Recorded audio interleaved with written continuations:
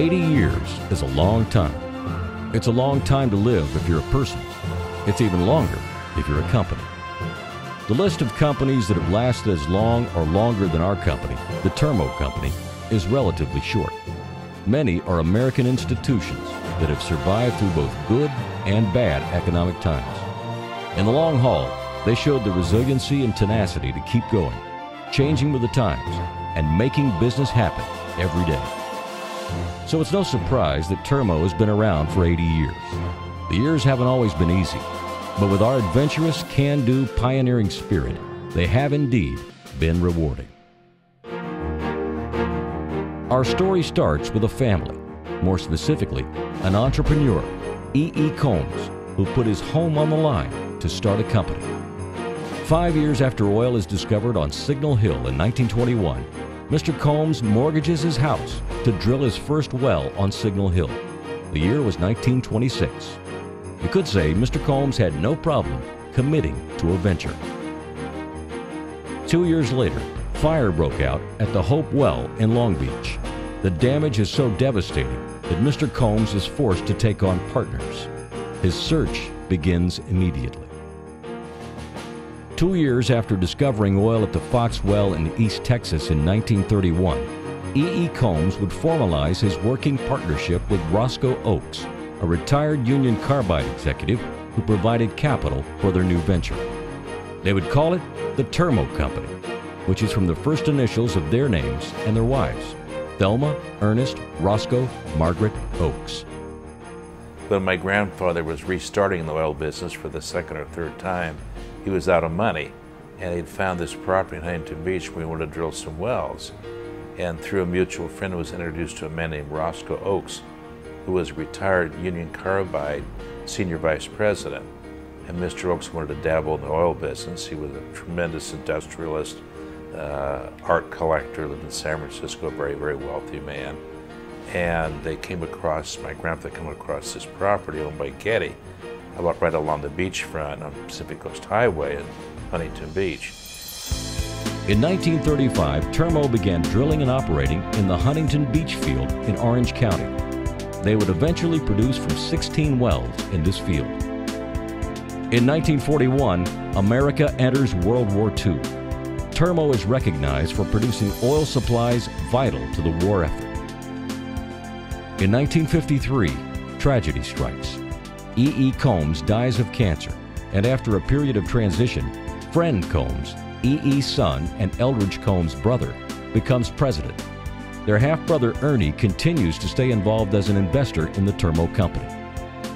Shortly thereafter, Eldridge Combs replaces Friend as president, ushering in a new vision for the company.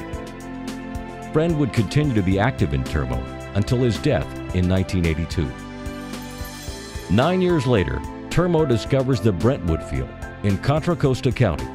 At the time, the Brentwood Field is the northernmost oil field in California. This was a huge milestone for the company. In 1966, the third generation of Combs family involvement begins, with David Combs joining the company. He continues the tradition of growth by founding Termo of Texas to explore for oil and gas more aggressively. So we came across an opportunity where a bank was selling a royalty package scattered around the United States of producing royalties, minerals, etc.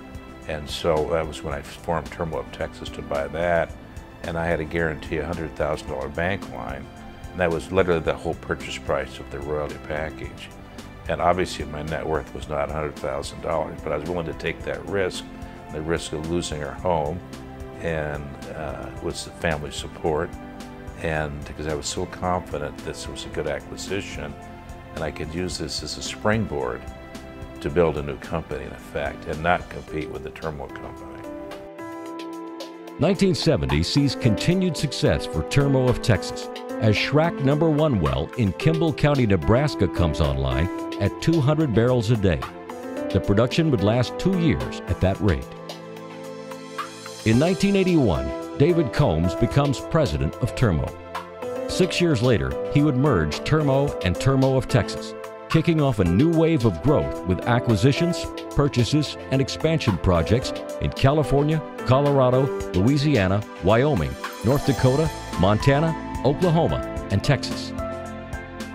I really wanted to build actually a new company, if you will, from the old company, and did so by buying properties from the majors. This included Unocal, Chevron, Exxon, and Texaco. These were properties in both California and South Louisiana, and we worked hard to improve these properties. In 2000, oil took a downward turn. David Combs continued the family tradition of committing to the business by pledging his home to secure a loan and keep the Termo Company going. E. Combs would have been proud. The gamble pays off, and in 2000, the company was reborn with a 3-year string of discoveries and projects in Wyoming. Termo's success continues through the next 10 years. Business is good, and it stays good. At the present time, we're still on a growth basis or building block basis. It's become very, very hard to acquire oil and gas properties. So we've been focusing on 2 things: buying out existing outside partners in the properties that they help finance over the years. Some people are individual investors who have desired to exit. We've purchased them out of the properties, give us a larger share of the properties, and we're focusing heavily on exploration on high impact plays, both as an operator and a non-operator in California, South Texas, South Louisiana, and to some degree in the Rockies. And as I mentioned earlier, we acquired royalty packages around the country, one of which has turned out to be in the famous Bakken Shale play in North Dakota. We have a significant position in that and are participating literally in 2 wells continuously up there as a non-operator, but as an owner. And we're in the hot plays in the country today are the Bakken Shale, we're involved in that. Granite Wash in Oklahoma, we're involved in that. The Marcellus in Pennsylvania, we're involved in that. And the Eagle Ford in South Texas, we're involved in that. And so it was vision and a good measure of luck that got us into those prospects. Today, in 2013, Termo employs 45 people, including field operators, petroleum engineers, geologists, and administrative staff. Termo believes in the new generation of oil companies who understand the role they play in the world. They know that business is not just about pulling oil from the ground, it's about doing it responsibly. Business is about people and communities, about caring for the environment and the world we share. It's about doing the right thing. I've always believed when we make a location, drill a well, make it as small as possible. So literally we have the smallest footprint in the environment, if you will, or destroying as little habitat as possible. And then where necessary, replant, reseed to bring this back to the pre-existing state as close as we can. I mean, we drilled wells in Colorado. When we were done, we actually took manure, plowed it into the ground to fertilize the properties so the grasses would come back sooner. We've been working to improve our impact on safety and the environment. We're also working to improve our industry's reputation by implementing the best management practices, even in places where the law doesn't require it, just because it's the right thing to do. At Termo, we're doing our part to wean the United States off oil imports.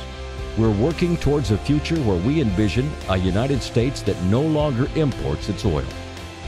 We believe in our employees, our investors, our partners, and our country to make that happen.